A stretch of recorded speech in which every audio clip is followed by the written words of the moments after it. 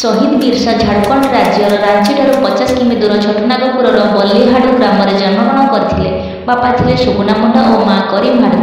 से आदिवासी मुंडा संप्रदायर बाल्यगुरु जयपाल से प्राथमिक शिक्षा लाभ कर इंग्रेज स्कूल में नाँ लिखाई।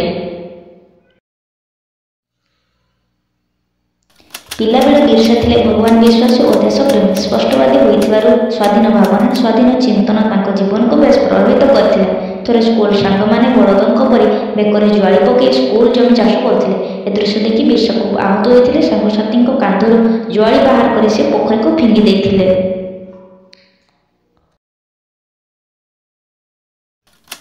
से सांगमान को कहले आम मनीष आमको पशु भली व्यवहार कहीं कर उत्क्षिप्त हो गला। शिक्षक प्रधान शिक्षक को रिपोर्ट देले। प्रधान शिक्षक उत्क्षिप्त हो राति सारा बिरसा को भेत्राघात कला। यही दिन बिरसा को पाठ पढ़ार डोरी बंधा है। से पेट पोषापी बंधुर गाँव जमीदार ठाकुर जगमोहन सिंह को मुंशी आनंद पांडे घरे चाकरी कले। सेठारे से देखिले मनीष मानक पशु परी व्यवहार करा भी सेठारे बहुत निर्यातना सहवाक पड़ा। अन्याय अत्याचार सही न पारि से स्वर उत्तोलन कले। फल चाकरी हरवाक पड़ा। अभावी परिवार दारिद्र्य बढ़ाक लगिला।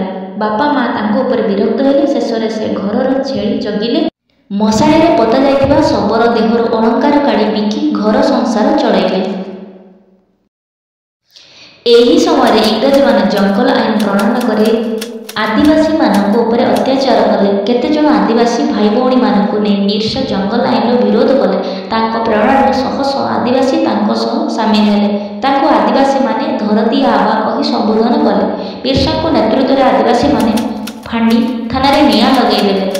अनेक इंग्रेज सिपाही एमानक हाथ में मले। इंग्रेज सरकार को चिंता बढ़ला। बिरसा और सहयोगी मानक दमन करने इंग्रेज सरकार प्रचुर अर्थ खर्च कले।